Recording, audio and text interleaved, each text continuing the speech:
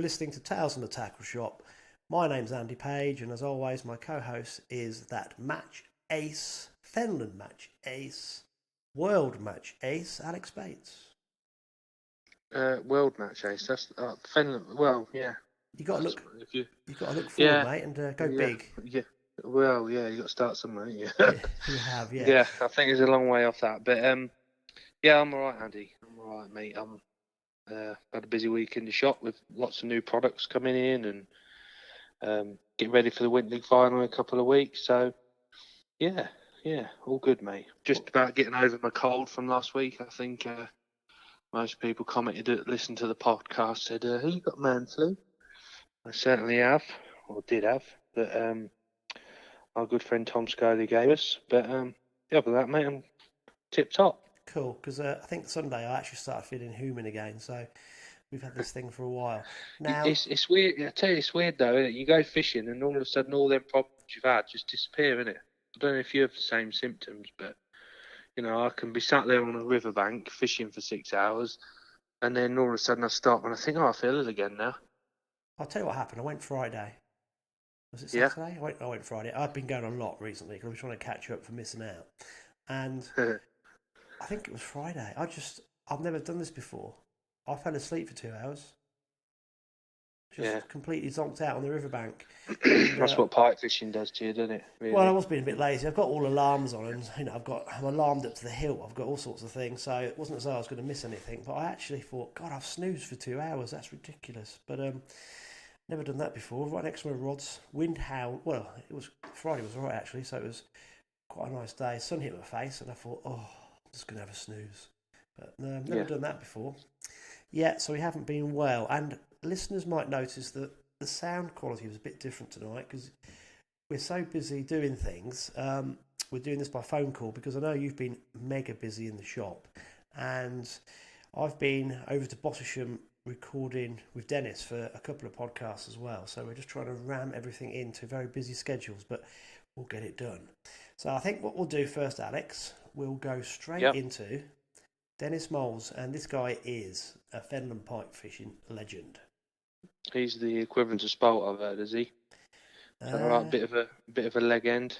He is. He's different because he's actually ex-CID, so he's complete. Oh, well, so Spolt's ex-police, suppose. Yeah, but they're both proper Fen people who look after locals and everything. But anyway, we'll go straight into Denis, and then we'll come back to you in a bit.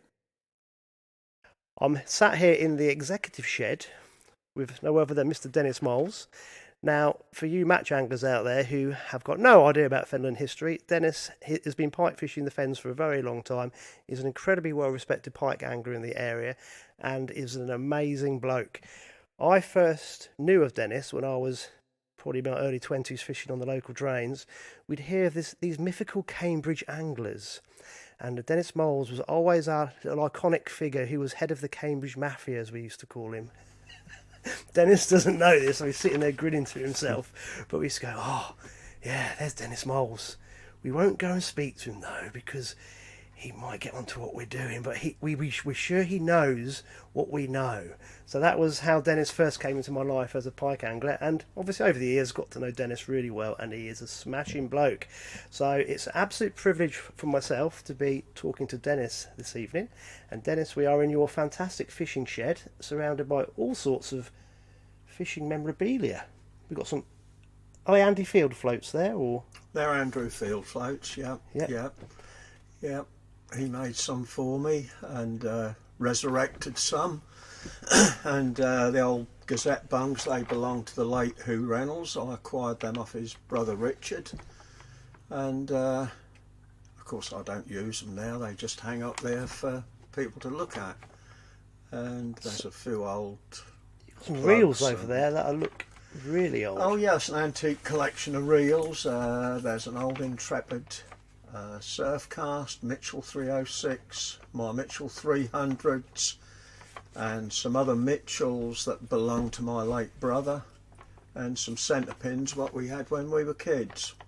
I recognise and the Mitchell old 300s. Nottingham reel there, the wooden one, was my first pike reel. Wow. And we got loads and loads of big pike pictures.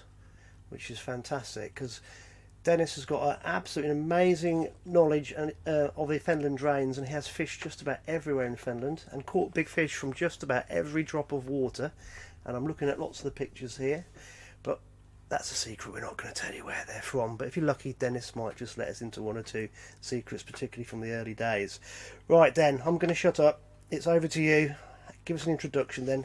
How'd you get into it? Yeah, well, I was born at a little village called Walton Highway between Wisbech and King's Lynn, and my father was a farmer, come smallholder. He hadn't got a lot of land, probably about 40 acres, and myself and my brother were always encouraged to get involved with sport. Father used to bowl at me, teach me cricket, and I was very quickly into the village team playing cricket. I was their opening bowler at the age of 14 and a half, 15 for Walton Highway cricket team. And we always used to go fishing every Saturday. He used to take me to Morton's Lean near Guy Hearn. It was a little drain. I think he used to court my mother there when he was single. That was Father's place, and we used to go there, the middle level drain, and at various places, Neeps Bridge, Runge's Bridge, and also he used to take me to the relief channel, which had only just been constructed and was full of fish. And then the topic of pike fishing cropped up, and it was Boxing Day. I think I was I can't remember how old now, but I was 12 years old, I think. I'd got an old tank aerial rod with that Nottingham reel on it, big old wooden centre pin, some thick old line, a trace, what had been made out of a cycle brake cable, and a Colorado spoon that hangs up on the notice board there near the light. I remember those. Yeah, wow. The big one up there's Father's, and the little one's mine, and the baby one was my brother's. There's 3 of them there. Anyway, we went to Morton's Lean Boxing Day. I got freezing cold, and the big pike that were promised, they never arrived. And the following year, we went back on Boxing Day again, and again it was a blank. But then started to move about a little bit. Got a younger brother who tagged along, and we used to go to the middle level on our own. We got some plugs and some odds and ends, and we started to catch a few jacks out of the middle level. And then one day we were there, and my brother, he'd caught a pike on a yellow plug that he'd resurrected and painted it up, and I went to give him a hand, and then when I came back, my float had disappeared. So I picked the rod up, and the line wasn't pulling off, and I thought, I'm going to wind in. So I wound in, and this absolutely enormous pike had got hold of the roach, and it just came in, opened its mouth, let the roach go, and that was it. I was a pike angler after that. You couldn't make it up. Had we have hooked it, it would probably have been smacked on the head to bring home, because that's what we did. Pike were a valuable food source in those days, and if we could go out and catch a few pike and a few eels, they went on the menu for the week. And I also remember on one occasion when they put the pylon line up across the fen, the one that crosses the Delf and comes all the way to Burwell, that went through my father's land. And one day we were in the farmyard at night, and a flock of swans went over and hit the wires, and one of the swans dropped in father's field, and young brother went off with a pram that he'd converted into a trolley, ran all the way down and brought this swan back. It was a bit charred from hitting the wires, but father plucked it with my help and announced to mother that we were going to have it for Sunday dinner. So mother said, we can't eat that. She said, we can't eat that. She said, only the gentry eat that. She said, I can't cook that. father said, "Mother, on Sunday we are gentry," and we ate that swan, and it was absolutely bloody awful. A bit charged. Muddy as hell. Oh dear. And it was as bad really as the pike what we used to have. You know, we used to eat them because that's what there was, and that's how life was at that time. We made the best of things. We weren't terribly rich, but we had everything that we needed. And as I say, I'm very, very glad that my father encouraged me in all aspects of sport, football, cricket and fishing. I think it's quite interesting for people to hear what life was like in and around the Fens in those days then. So what kind of era are we talking about there? We're talking about the 60s, like early 60s, yeah. And then I went to Lynn Technical College. I went to boarding school first for a year because father was adamant I got some good education. I went to boarding school at Holt Hall for a year, came back, went to Lynn Technical College to get my O-levels, finished at Lynn Tech, and I didn't really know what to do. Got to find a job. The farm was never going to be a viable place to work on. So how old would you have been? When I left Tech I'd have been 17. Got 6 O-levels. I could have stayed to do A-levels, but I didn't really want to do that. It would have taken a long while, and I felt really that I wanted to be earning some money. I'd got a motorbike to run. I'd got a nice aerial arrow motorbike that I'd managed to buy by breeding a few rabbits on the farm and muscovy ducks. And I found out what ladies were, and I didn't really want to be messing about doing A-levels. So I did a season's fruit picking on the farm. Used to drive the tractors at harvest time, drove combines, and lorries as well for the farmers at harvest time. And then I was talking one day to my uncle.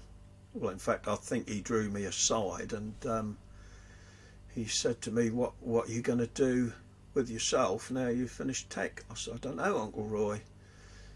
And he was chief inspector in the police force, so he said, why don't you join the police force? He said you'll be ideal for that. He said, you're a big strong boy. He said, you got your education, go and do it. So I spoke to the father about it. I said, Uncle Roy reckons I ought to join the police force. He said, well, what do you think? I said, well, I don't reckon a lot to it, really. I'd had a few run-ins with the local constabulary, various things, you know.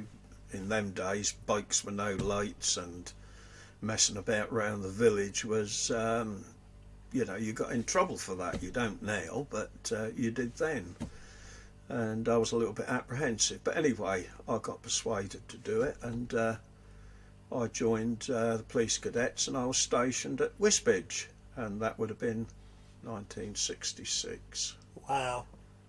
And I was a police cadet. What, 17 police cadets? 17 and a half, I was a police cadet, yeah. Stationed at Wisbech. Yeah, Brilliant. and I'd got a year and a half to do before I became a constable. So there I was at Wisbech, and the first week was really enlightening. I hadn't seen a dead body before, but by the end of the week I'd seen 2. We did all sorts of exciting things. I got on really well with the the chaps there, and used to get quite a lot of privilege, really, get taken out to places when you should have been in the office to give a helping hand and that. And it was a matter of growing up. I learnt a lot of things at Wisbech. It was certainly a different place, as I found out when I moved to Cambridge, different way altogether. You're not going to believe what I saw today. I was driving back through Wisbech. This was proper old school. You'd love this. I saw 2 sets of lads on the old horse carts. Oh yes, yeah, yeah. They had a little race down through the main over Freedom Bridge. Yeah, and I thought, don't tell me they're going to McDonald's drive-through. Yeah, but they were. yeah. On these horse and carts. Yeah. It was absolutely brilliant. Yeah. But I thought, God, that takes me back a few years, because you see that quite often in Wisbech, but not now. No. Yeah, so anyway, there was a few good things we happened at Wisbech, you know, funny things. I remember, I can't remember, don't know if you remembered it, but the old A47 used to go right through the town. Yeah. And one Saturday afternoon I was working with one of the constables, and there was a cafe on the old market. And this Irish tinker, we used to call him Tootsie, he used to live in a caravan near my father's farm. He used to come into town every Saturday and get drunk and ride the horse home. But on this Saturday he somehow managed to get on the old market, went into this cafe, urinated into the porch, and the police were called, and we went over there and took him into the police station for being drunk and disorderly, and we forgot about the horse, and next thing there's a phone call and the horse is in the cafe. The horse has gone in looking for his master, so we managed to get a rope on this horse, and we're walking it back because the new bridge is not there. We've got to walk it back over the old bridge of the town right round to the police station. And when we got to the bridge, all the Hunstanton traffic's coming through, and the horse sits down and wouldn't budge. Somebody had slapped it across the arse to make it move, and down it went and wouldn't move. So we're pulling on this rope trying to move it, and the whole town's absolutely jammed up. Well, eventually we get it moving and get it to the police station. Well, there was a couple of the police women had horses, but none of them would look after it, so we shut it up in the superintendent's garage, knowing that he's not going to be there till Monday. But on Sunday he got called in for an incident, opened the garage door and the horse bolted out and knocked him over. I got a phone call to come in and clear up the horse dung out of his garage, and got a severe rebuke for that. But that's the way life was in those times, you know. Everybody had a damn good laugh about it. You did. So you went from Wisbech as a... So did you do your training at Wisbech as a... I was a police cadet, and we did quite a bit of training at Brampton and that. And then were you reposted to Cambridge? And then the time came when I was a constable. I went away and did my training, and I got posted over to Cambridge County as a rural policeman. You see, I don't know why they selected me to do that, probably because I'd got knowledge. They knew I was a farmer's son and knew I was be more benefit there than I would be walking around the town. So that's where I finished up at Girton as a village policeman. Now, while I was over at Girton, there was a lot of spare time. I was in lodgings, and I went fishing quite a bit. Used to go on the Fenland pits, which no doubt I'll tell you a little bit more about later. Used to go on the Old West River, which was a very viable water at that time. Had some really good days there. And then, of course, summer days off, I used to come back to Wisbech and used to fish on the middle level, places like that on my days off. And that was it, really. 1971 I got married, and I became a village policeman at Brinkley.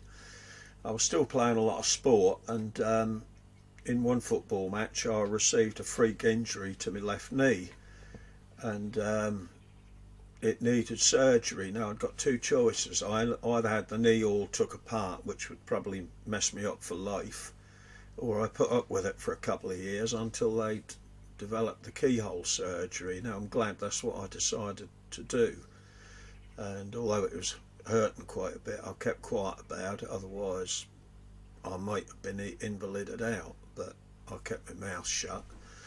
And eventually I had the remedial surgery, and touch wood, it's been okay ever since. But that put a pay to your cricket and footballing days? It should have done. They told me never to play again, but I did, and I kept playing football and cricket until I was 40. I missed a couple of years of both, but I started playing, but I'm now feeling the effects of doing so. But there again, I've got a few miles on the clock now, so you can't really grumble about that. But when I got my injured knee, I couldn't play football and cricket. I wasn't a very good games watcher, so I started to go pike fishing again, coming over to Wisbech on my days off, and fishing on mainly the River Delf and the Old Bedford. But it was unbeknown to me that the Fenland pike fishing had just kicked off, and I walked straight into it. And I've been doing it ever since, big time, really. Oh, the heydays on the Delf then, weren't They they? certainly were, yep. And all the waters at that time were producing big pike, the 20 foot, every drain. People came from all over the country to fish the fens, and it was not unusual to see on a Saturday down the length of the 16-foot bank 100 pike fishermen. Wow. From start to finish. Yeah. And on the Delf as well, all down there, all down the Bedford, the banks would be full. Didn't you have the old Coventry specimen group? They were about, yeah, there's a picture of them up there, look, with the Delf Oh, catch. yeah. And what's his name? John Watson from Norwich. He used to come down quite a bit. Well, he used to more or less live there at weekends. Got to know John, got to know quite a lot of them, really. There was some lads, I can't remember where they came from now, Chris Binion and a few of those. I think they might have been Coventry as well, or that area, or and Leicester. John McAngus was the local bailiff. John McAngus was the bailiff, yep, he was the Fenland bailiff, and I think everyone kept him busy. yeah, Cliff Corkwell looked after the channel, Dougie Yates looked after the cut-off channel, and Binks Cottrell, that's a name to remember.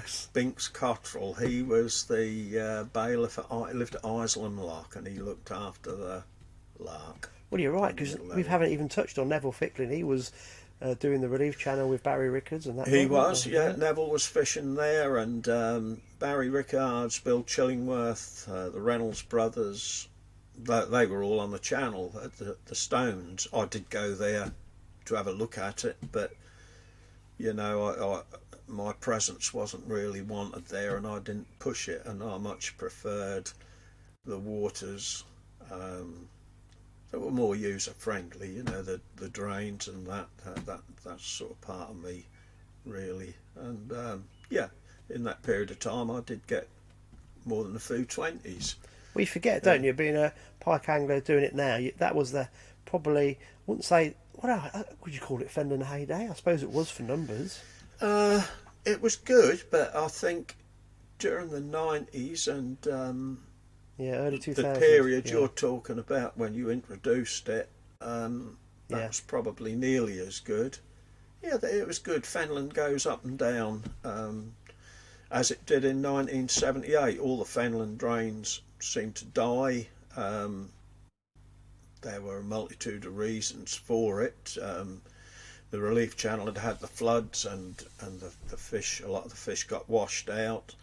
The Old Bedford got salt in it, poisoned that. All the fish moved up to Meeple, that area, tiny little area.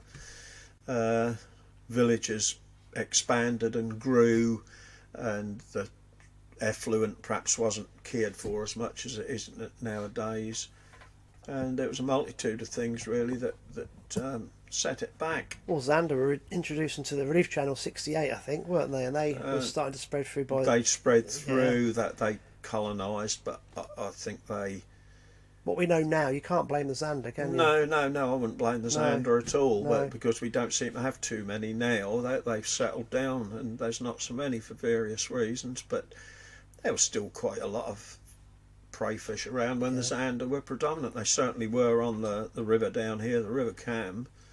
But the water quality, I suppose, was pretty poor, wasn't it, in those days? That might have been. To be honest, I didn't really take a lot of notice of the water quality. We just used to go fishing, and we didn't take too much notice of the weather. Nowadays, I keep an eye on the weather, the conditions. I don't do the moon, but my planning for trips has to be more meticulous now. But in those days we had a day off and we went. If you got wet, you got wet. Yeah. End of story. But around this time the PAC came into being, and the attitude to pike changed. You know, the matchmen used to hate the pike, and they'd get killed at every opportunity. But once the PAC came on the scene, pike were a much valued commodity, and people tended to put them back. I joined the PAC from more or less from day one. I didn't know Barry Rickards. Personally, I wouldn't say I knew him well, because I don't think anybody really knew Barry well, but I did know him. We communicated. I even used to get live bait for him on occasions, and a few herons and mackerel when I've got spears, but probably fished with him 3 or 4 times, but no, I. So what time are you now? Because this is like early 80s.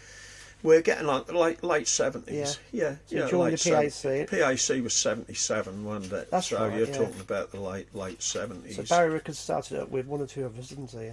Yeah. It was Hugh Reynolds That's it. was the treasurer, and Bill Chillingworth was the president, and then the Norwich boys, Watto, Stephen Harper, and Martin Page, and Vic Bellas took over the PAC from them.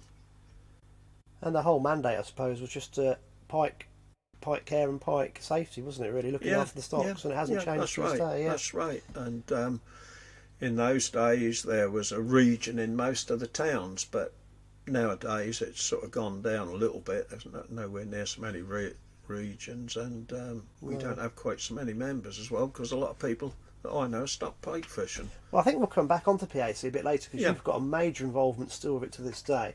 So I'm looking at your timeline here. So we've gone sort of late 70s. You're catching a few pike. Do you remember your first 20?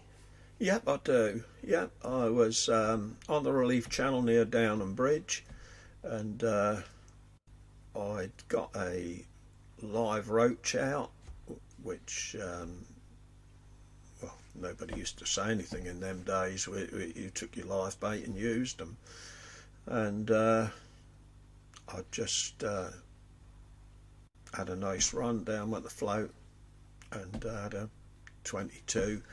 And to be honest, I always wanted a pike to have set up, but as I landed it, Cliff Corkle, the bailiff, turned up, and that pike was saved. That went back in, and yeah, that was my first. And my second 20 was the river record off the Old West. Really? Yeah, I caught the river record off the Old West at Willingham, and I did have that one set up, which I've regretted ever since. Isn't it amazing how thought process has changed so dramatically? Yeah. Yeah. But at the time, Yeah. it was the People thing. did it. Yeah. Put pike in a glass case. Yeah, what a thing to do. I wouldn't dream of doing it now, nor would anybody else in the sane mind. But yeah, it was good fun. Used to go round, and you'd go and fish anywhere, you know. Who'd think of going on the Old West now? Not many people mention it, do they? No. It's all silted up, and Every time I drive from back roads to Cambridge, I always think, oh dear. yeah. One of the places I've never actually fished, but it used to produce, well, all sorts, Xander as well, didn't it? Yeah. Well, now you go down to where we used to fish on the Old West, there are electronic gates everywhere. Yeah. Can't get in. No. No, that's all been put stop to. I don't know if the angling clubs have still got it, but certainly I can't get in anymore. But that's par for the course. Who were your fishing buddies in the late 70s? The main one I used to fish was a chap called Ivan Kelday. This was when I first started. Now, Ivan was a Orcadian, and he'd been in the Merchant Navy, and he was quite a drinking man, and he used to drink in the Red Lion at Brinkley, and I was the village policeman there. Got to know him well, and talking about pike fishing, and he said he'd like to go. Well, he in fact was there when I caught the Old West record, and what was the Old West record? We didn't actually mention the weight. That was £24, and Mark Barrett beat it a few years later with a £25 from the Stretton Basin, but mine came from Willingham. Yeah, Ivan had he was an Orcadian and used to drink a lot. Anyway, we were going fishing on the Old West. We'd arranged it all. We'd been in the pub the night before. I'd gone home, but he hadn't. And when I left him, he was chasing his last pint down with a few whiskies. Anyway, I went round to pick him up in the morning, knocked on the door, and a voice said, "Come in," just like Ivan. Anyway, went to open the door and it was shut. So knocked again. "Come on, open the door." Come in. Looked through the window and it's a bloody green parrot imitating Ivan. So anyway, he's still in bed and I knocks him up. Down he comes and he insisted on having a kipper for his breakfast before he went fishing. So I'm there absolutely seething, and eventually I get him in the car. I've got a Mark III Zodiac at that time. Anyway, we get going and we're going through Longstand, and all of a sudden I hear him like that, and then he opens the window. Stop, he goes, and out he goes, brought this bloody kipper up in a lay-by. Well, eventually we got there and got tackled up, and the sun come out.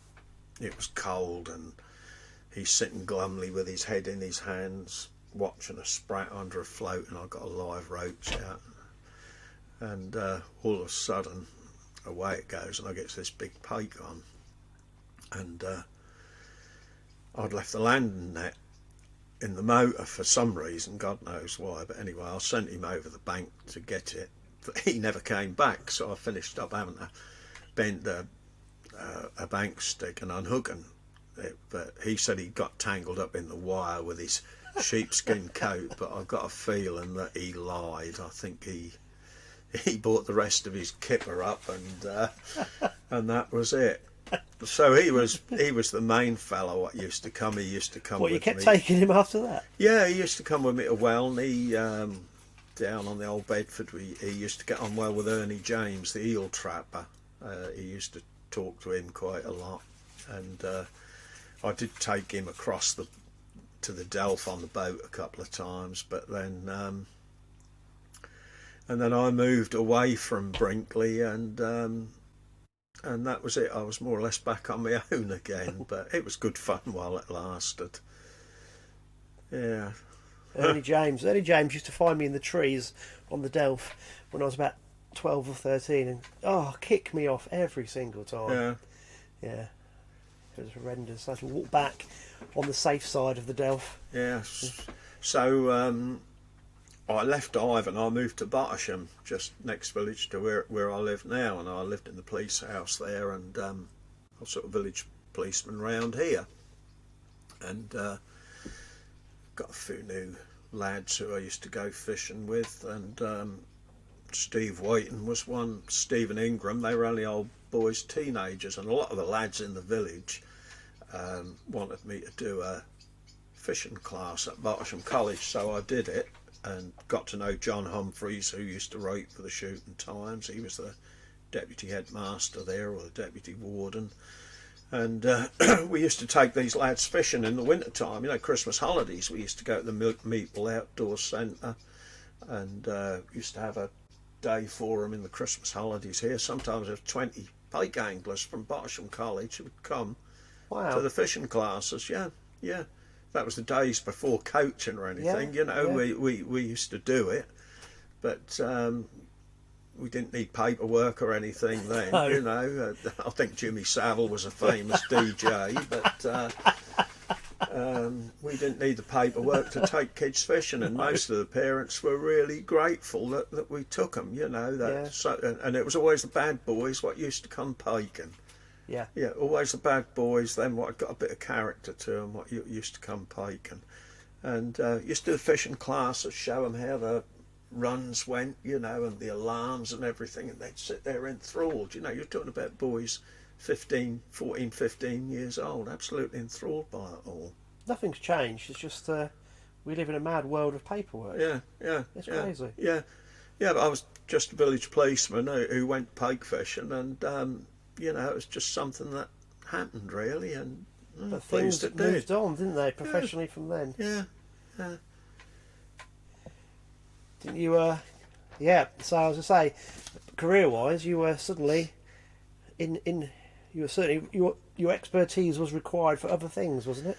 Well, yeah, in 1982, that was around about the miners' strike time. I had a job.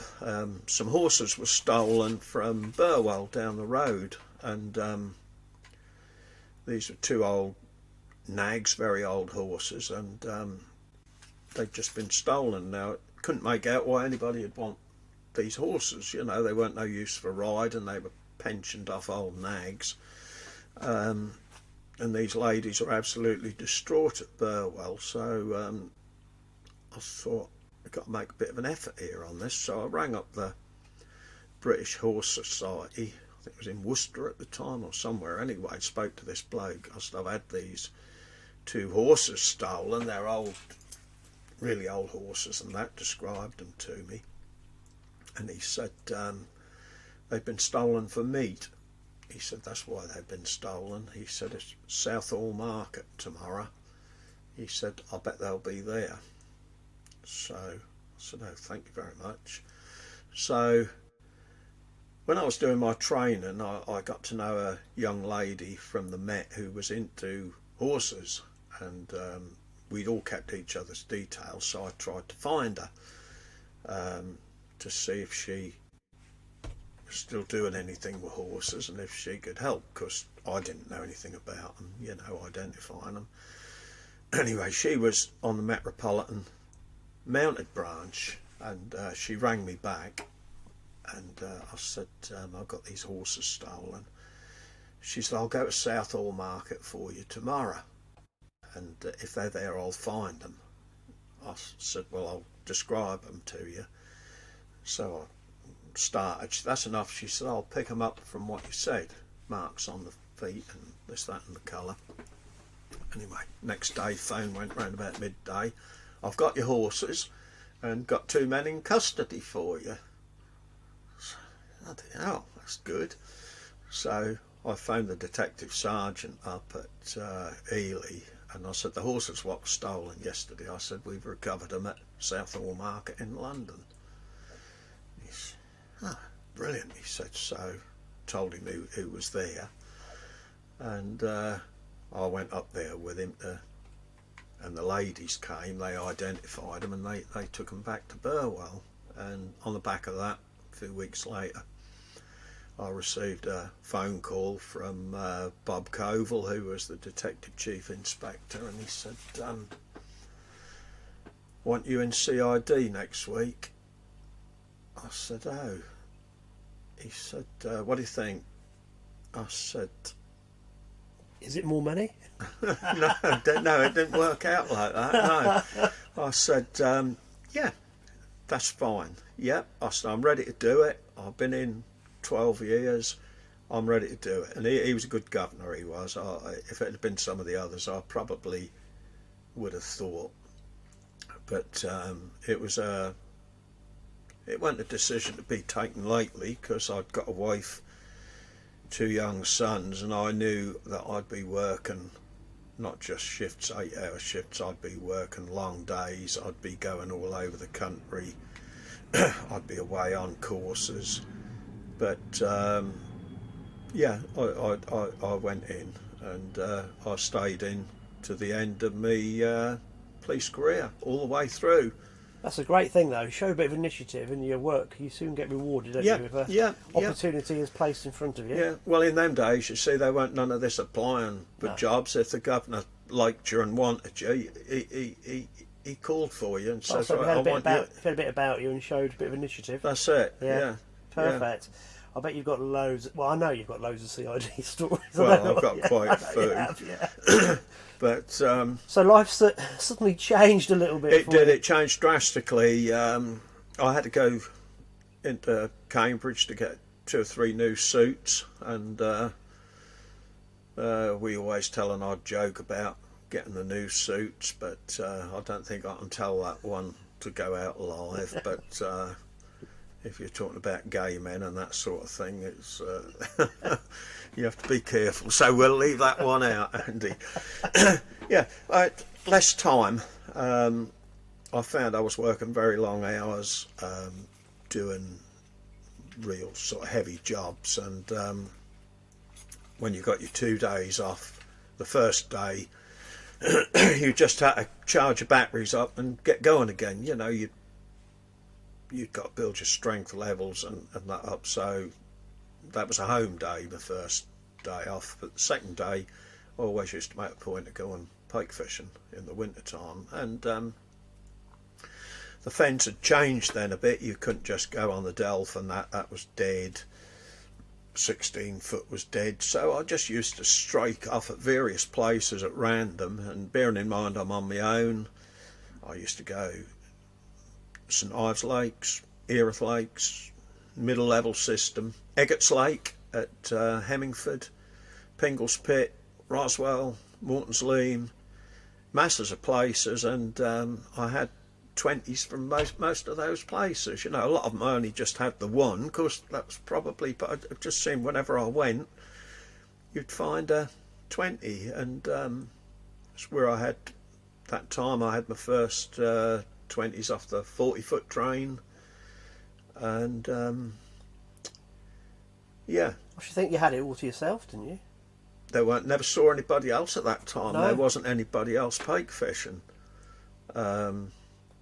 A lot of people had moved on. The new breed of local anglers hadn't arrived, and the older ones, they got their tame places. Barry was fishing on his little drain, and he'd got a lake up in the Midlands and the Old Bedford, and you didn't used to see Barry anywhere else, whereas you used to. Bill Chillingworth, he'd got his places on the Cut-Off and the Little Ooze. You didn't go messing around where Bill was. And Reynolds Brothers, they'd got a boat on the Little Ooze, and they still all used to go back to the Relief Channel. But yeah, but eventually I hadn't been in the CID long, and I've got my own office at Histon.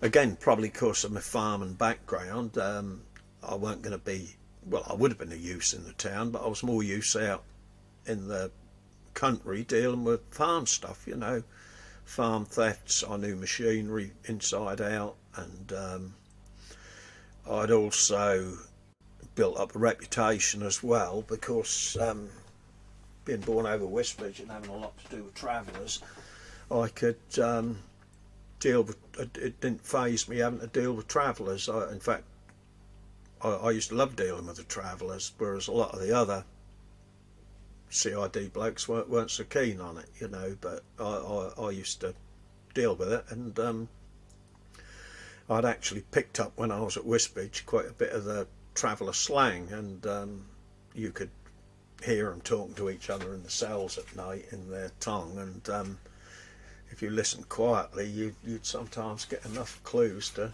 catch one of them out. But that was in the days before the Police and Criminal Evidence Act.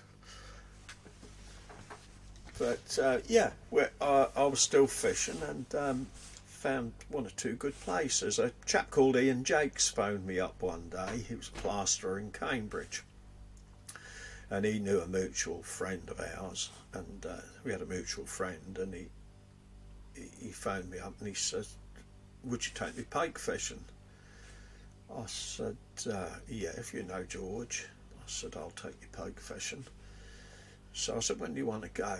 He said, "When can you take me?" I said, "Next week I'm going," whatever day it was.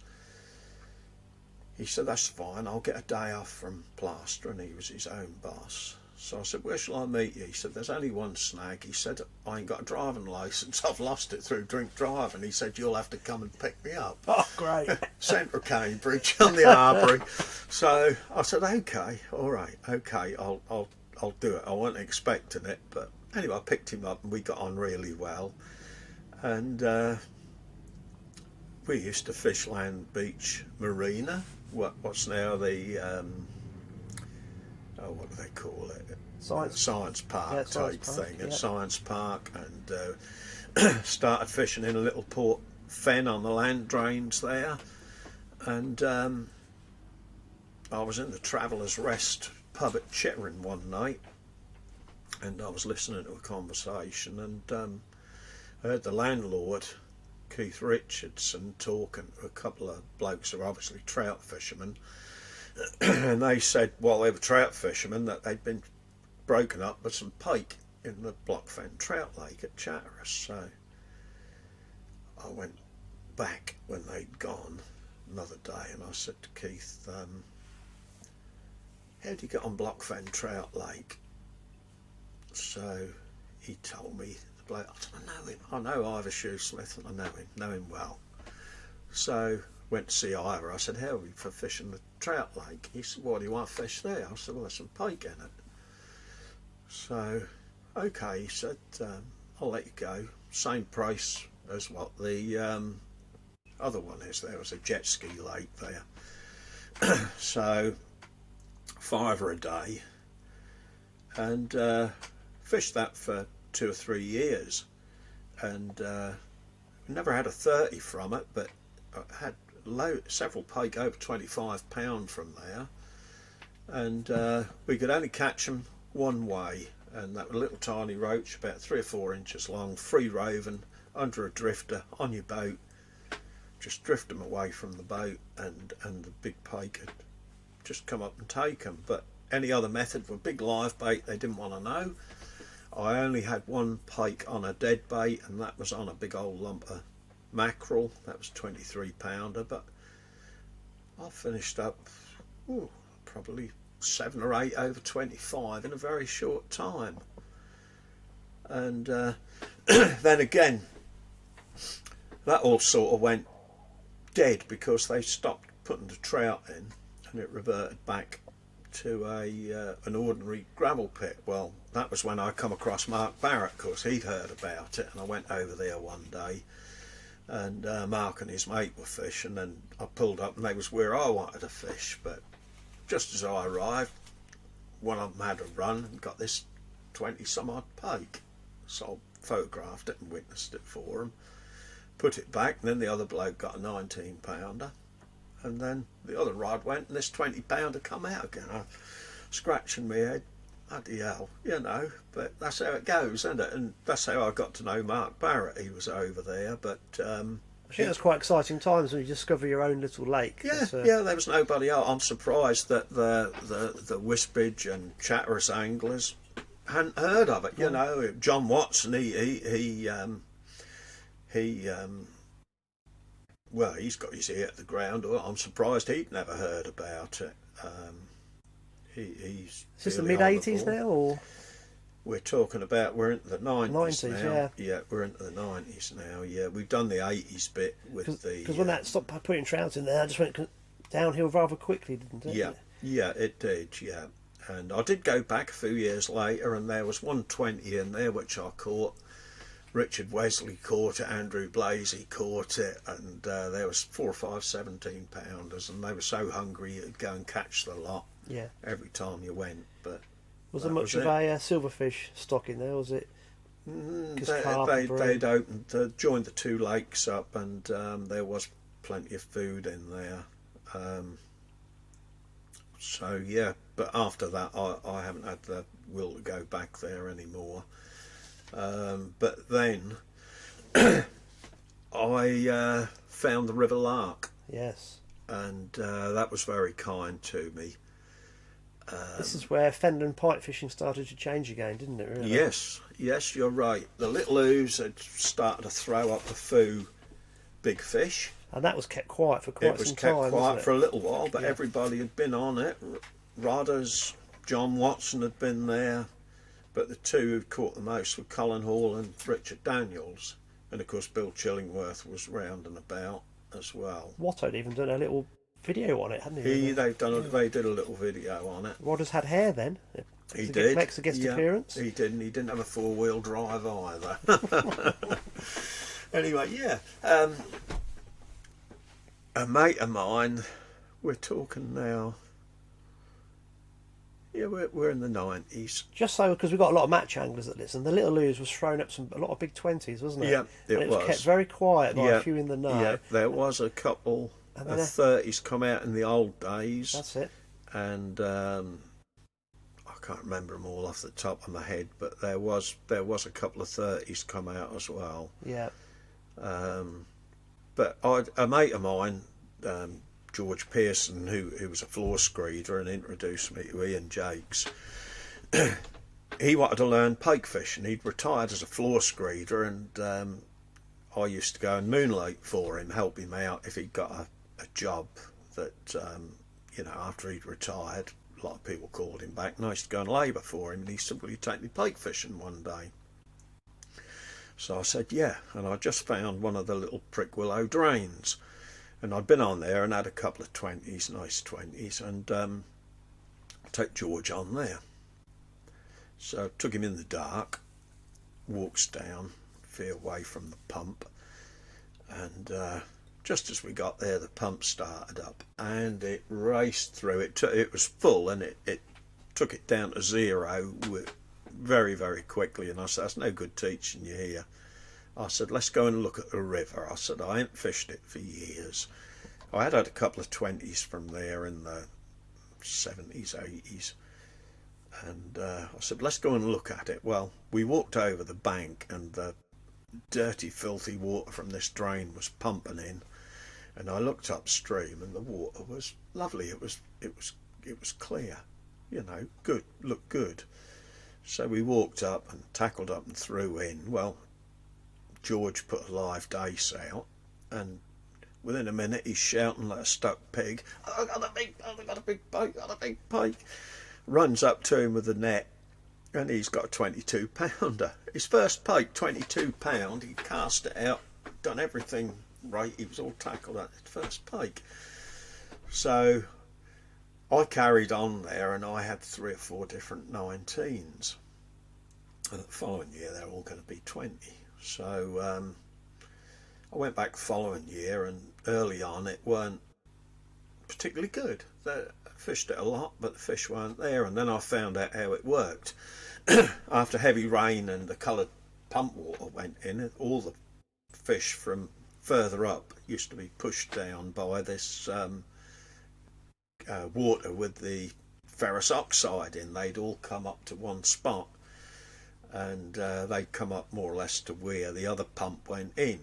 So I worked this out, and I had really, really good sport. And then 1 or 2 other anglers, obviously the word got out I was getting a foo, and 1 or 2 other anglers came looking for me, and I sat there one day, and here's the vehicle pull up, and who should walk over the bank but David Fogg, well-known pike angler. He said, "So this is where all the big pike are being caught." And Foggy became a regular on the lark, and he finished up catching some of the fish I'd caught at 20s, and they'd gone over the 30 mark. Have I told you my Foggy story? I think you may have done, but go on. Yeah, so that'll give me a break from speaking. What time are we talking about? This is 1990. 96, I think. I used 6, 7. Foggy's wife Sue is a science teacher, and she used to work at the same school I work at, and she knew I was a very keen pike angler. So I was head of year. She was one of my form tutors. She came up to me one day and went, "Andy, my husband's caught a 30-pound pike." You know, when you hear these tales, you go, "No, don't be so daft." I said, "Really?" I said, "Have you got any photographs?" So Sue went, "Yeah, I have actually." And I thought, "Oh, this could be interesting." So bless her, she brought in all these photographs. Oh, she left them on my pigeonhole on the following Monday. Now, what had happened is Foggy had phoned his son somehow. Was that mobile phone time? Just about. Yeah. He phoned home, and his son had come down, and what he'd done, his son had taken some photographs of a pike just over 30 pounds, but his son had also used up the rest of the film taking photographs along the bank. So I'd got this pack of photos in my pigeonhole of this very large pike, but also Foggy's son had also earmarked the spot, because it was like you could see both ways down the bank, and you could even see the little road running behind it. So I quickly photocopied the photos that I needed, and I thought to myself, I recognise this place. And blow me, would you believe it, I'd been lure fishing down there on the Saturday before with Colin Brett. I couldn't believe it. And I thought, I know exactly where this is. So I literally photocopied these pictures. I put them back in Sue's tray. And after school, I shot down there. I stood on top of the bank and I went, this is the place. So I had earmarked the spot. And at that time, I was like, oh, my God. You know, every morning I'd wake up to fish down there. I'd get so nervous that I might catch this monstrous fish, and I'd go down. Now, what I used to do, I used to find Foggy's swim because you'd always leave Kit Kat wrappers in it. So I used to pick up all the Kit Kat wrappers, put them in a little plastic bag, and every Monday at school, I'd go and find Sue and go, Sue, he's been there again. And she'd go, oh, he's left his litter, hasn't he? So I used to go and basically poach Foggy's swim. Sadly, it never did connect with the big one, but I think he had it twice in one season. He had it twice, and his mate Mick Hans had it as well. And there was another one that I'd caught that Mick Hans had over 30. He had that by the pepper pot, didn't he? What was it called, the old windmill?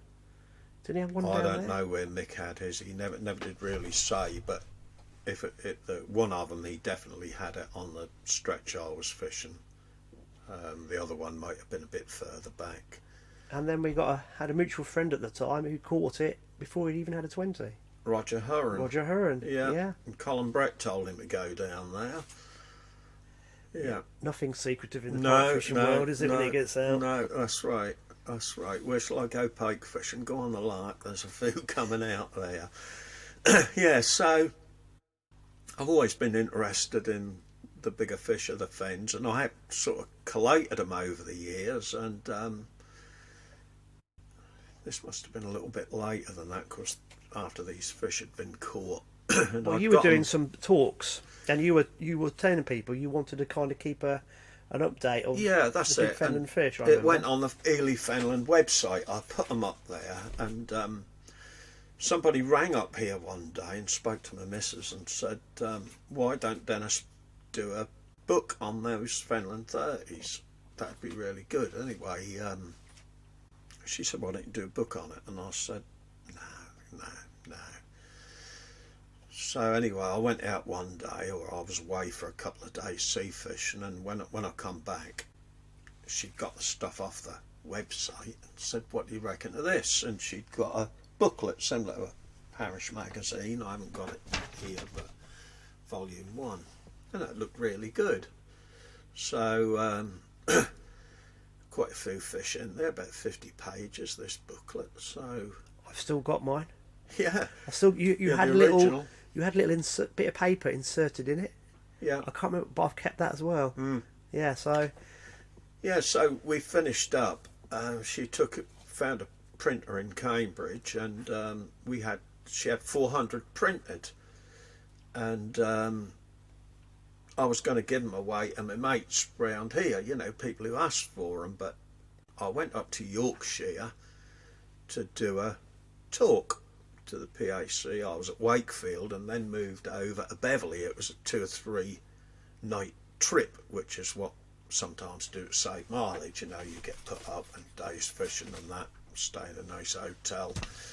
And that's what I did anyway. I took 1 or 2 of these books up to show the people as sort of a backup to my slideshow. And after my talk, a bloke come up to me. He said, how much are you selling them books for? I said, I'm not really. I said, I'm giving them away, so I want to buy them 2 off you. What you got? So unbeknown to me, it was Chris Quinn, who's a well-known book collector and pike fisherman. So I said, well, give us £6 each for them. So he gave me £6 each. I thought nothing of it. Anyway, about a week later, I had a phone call from a friend of mine, Cheryl Tomlin from Bedford Way, lady pike fisherman. She said, have you written a book, Dennis? I said, no. Why? She said, there's one of your books on eBay. She said, and it's up to nearly £200. So I looked on eBay, and sure enough, there's one of these booklets, and Chris Quinn has put it on eBay, and the bidding's gone up to £200. Cheeky bugger. Yeah, and I'd still got the rest here, so they quickly went. Or the word went out, I've got them, don't pay that price for them, and they went. So we had them reprinted and improved them, and they all went. And then there was another little reprint, and then sort of to end the story, really, we did a volume 2, which my missus did all for me, and we had it proper commercially printed, and I had 500 of these done, and they just went like that. Go on, show us the cover. That's the one. Yeah, they went just like that. And So I've got the green one, and I think I got. Have I got that one? Did you? No, you didn't. You do? Was the second edition more of a black cover?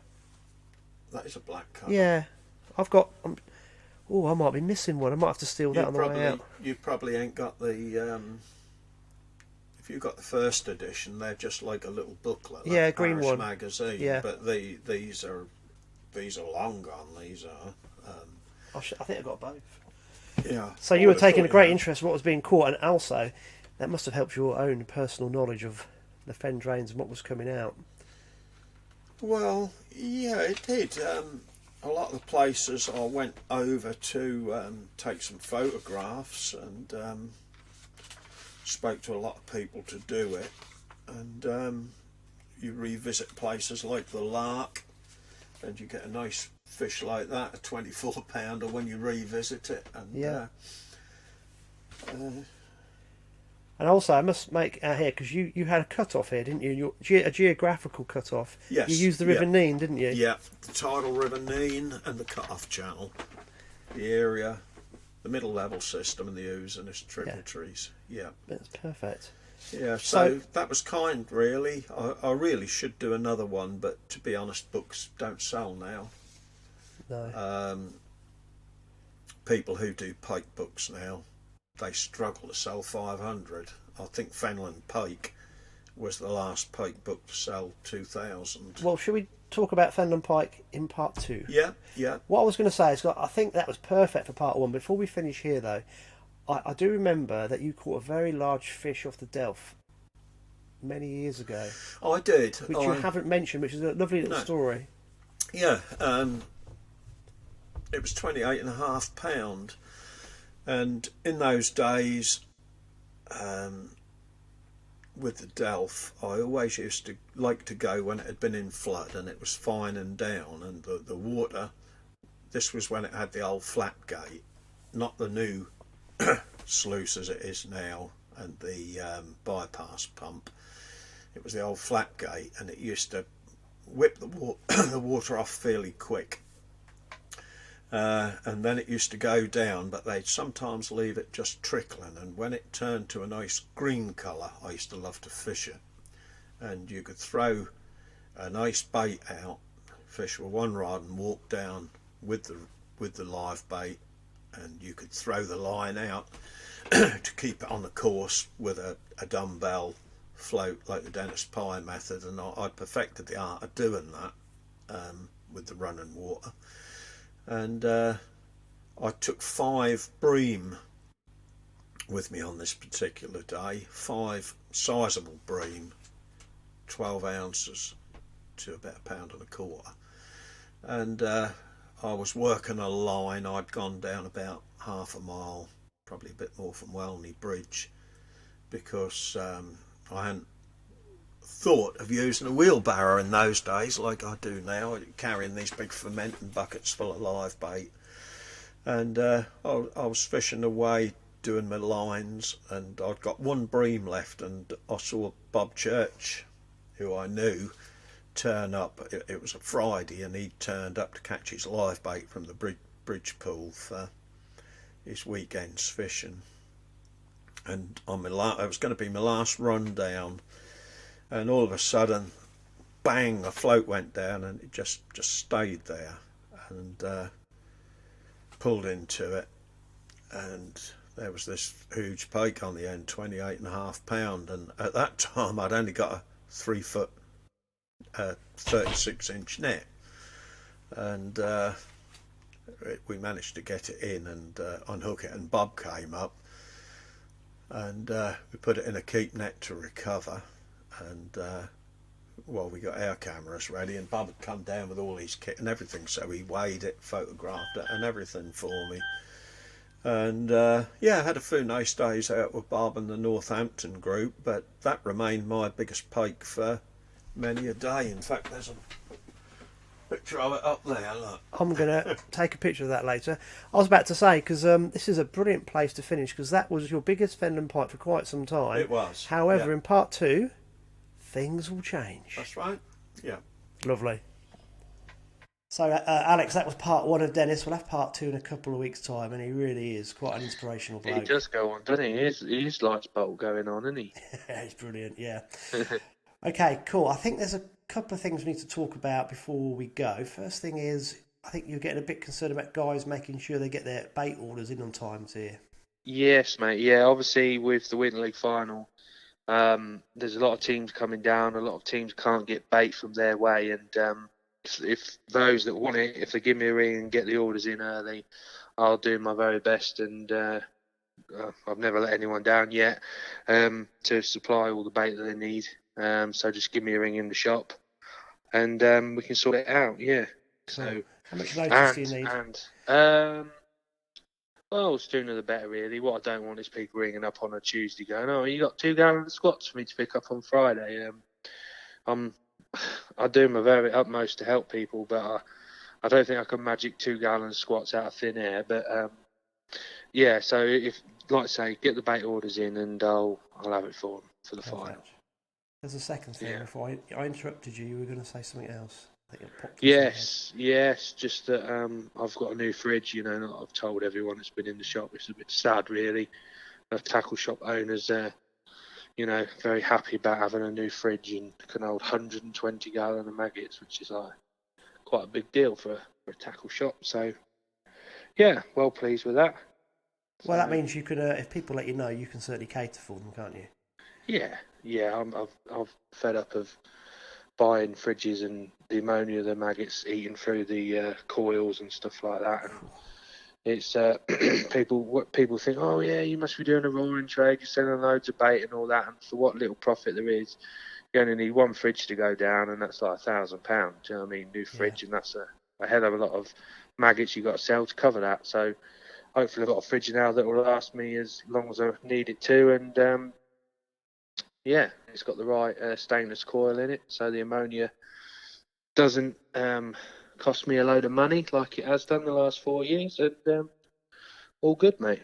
Perfect. All good. Before we go on to the match results and the dates for the diary, one thing I need to mention is that off that first podcast, we spoke about we had a Pike Anglers Club meeting at Bottisham British Legion Club last night, and it was an update on what the PAC have been doing with the Environment Agency. And just so people are aware, what the regions of the PAC in Cambridgeshire, Lincolnshire, I think that's it, have been trying to do. They've been having meetings with the EA over the last year or so and trying to bring in different bylaws, and it's quite interesting. One of the bylaws is to change you can take a pike up to 65 centimetres.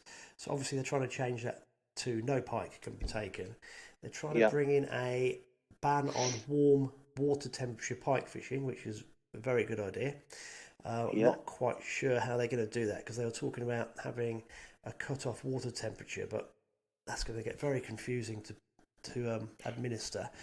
But that's in there. That ball's in their court. And obviously the hot topic of lack of enforcement officers cropped up. And I do believe John Curry mentioned last night that they were under the impression that Lincolnshire Environment Agency region are going to train up between 6 and 8 people who have the enforcement officers training. So that would be good news.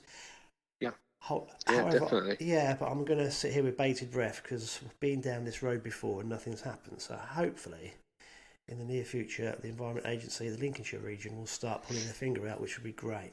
The Cambridgeshire region, of which Kai is part of, are far more proactive, but they still have a definite lack of enforcement officers there. But we'll just wait and see what happens over the next few months, and hopefully things will move forward. So that would be good news all round, but we'll see. Okay, Alex, the match results this weekend are a bit sparse because there were several things not on because of what's coming on, if that makes sense. Yeah, so this weekend was sort of not a free weekend, but so there was no Hayjack and there was no March Opens this week. So Stan J, or Stan Binge from Stan Fizz, run an open match, which they've run a couple for the Winter League. So they use the venues that obviously are used in the Winter League final, apart from March, just to give it a little bit of a rest.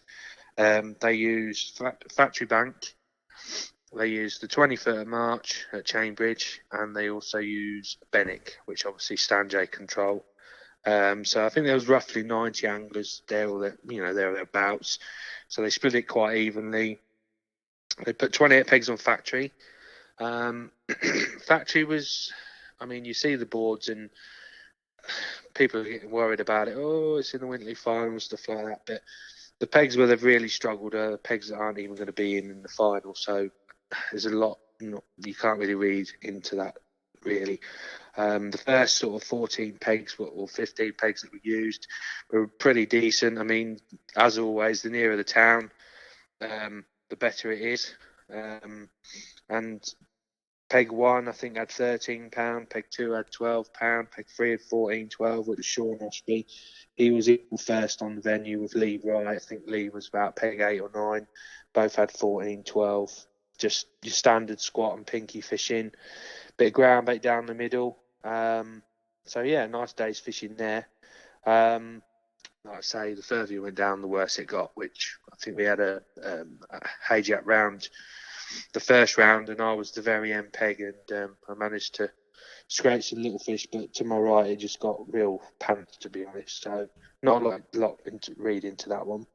Moving on to Benwick, again 1 to 28, I think they fished. Low numbers in the town, threw up some nice weights. Steve Emigray was winner of Benwick with 15.5. As always, Mr. Consistent. I think he's caught on pinkies and squats all day over ground bait, just rotating a few lines. He was on peg 4. Runner-up was Fishermania champion Matt Hall.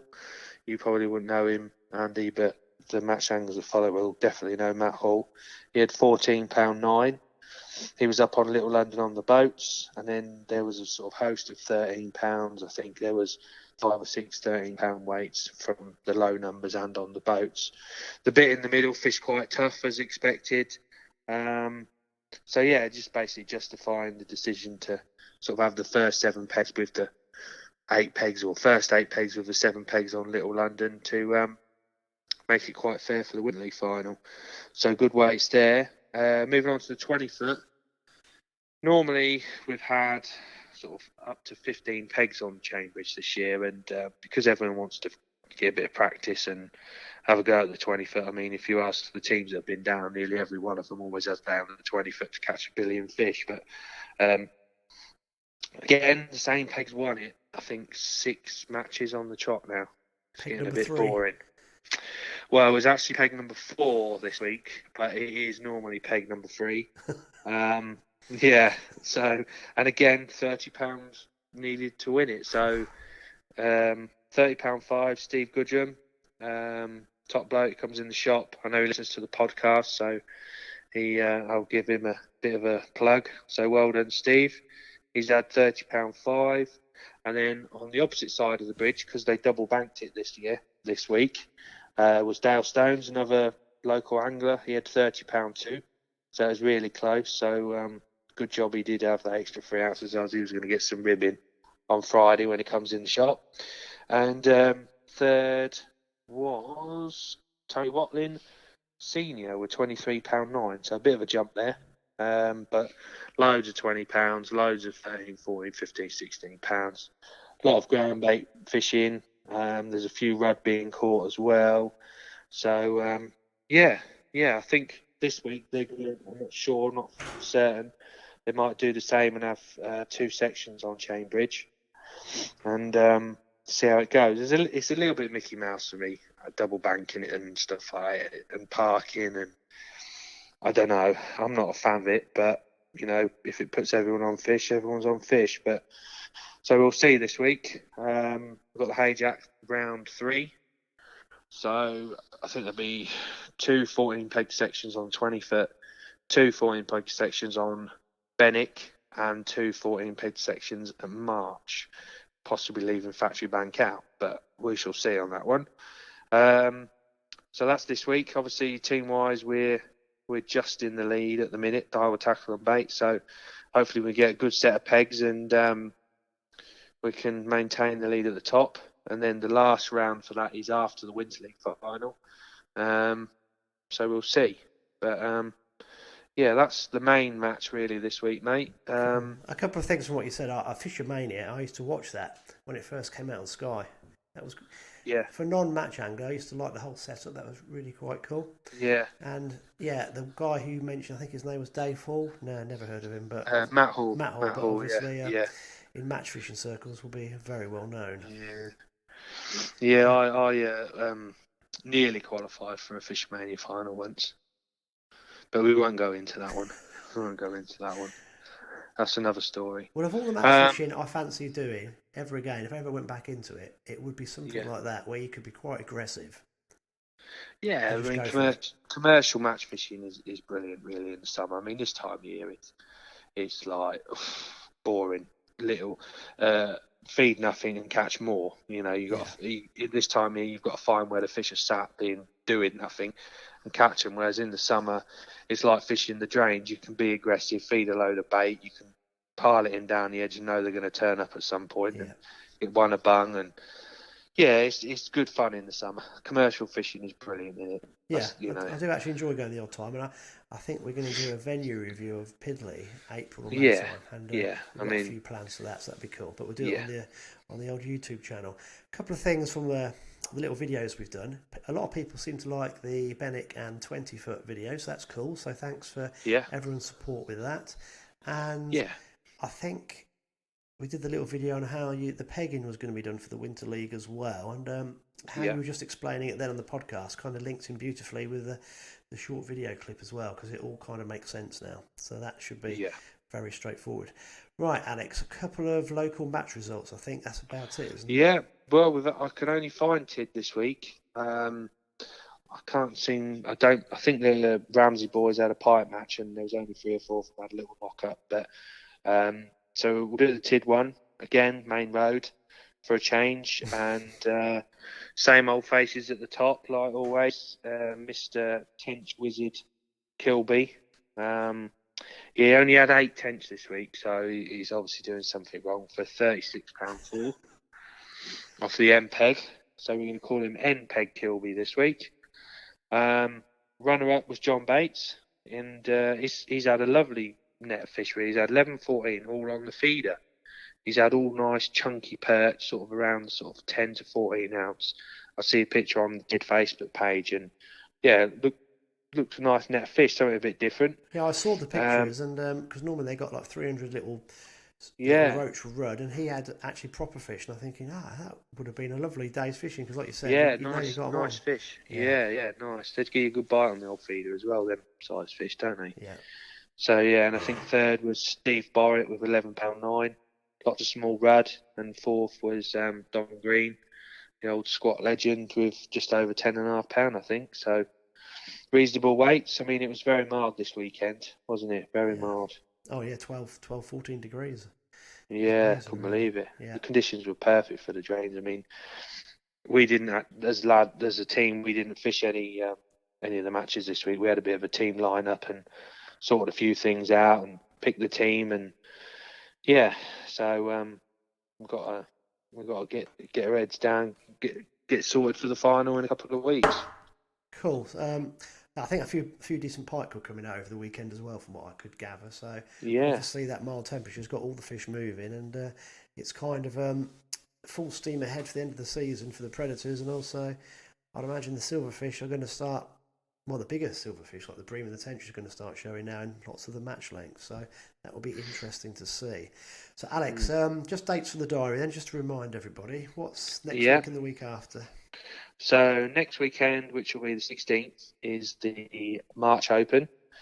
So the usual from Peg 1 up to the Bypass Bridge. I think it's sold out now, but there's always people dropping out. So do give Bob Fitzjohn a ring and get booked in if you can. And then is the last day for all those anglers fishing the Winter League final that can practice on any of the venues. So hopefully the fish will get a bit of a rest before the following Saturday, which is 22nd of Feb, which is the big Angling Trust Winter League final. So there's Factory Bank, all of Benwick, all of March, and all of Cambridge being used. So if you're a local bloke that day, I'm afraid there'll be plenty of match anglers about that day. And then on the Sunday, there's a pairs match on the Town Wellington River Pen, which I think Elliot Newman's running. I'm not sure if there's any spaces left for that, but it was limited to 25 pairs. And then following Sunday is the last round of the Hayjack League. Same venues again, so Factory Bank, March 20th, and Benwick. And then the following Sunday is the last March Open of the season. And that's it. And then it's like, it's ended. The world's ended for 3 months, whatever it is. So it's not far away now. So what's your plans for this weekend?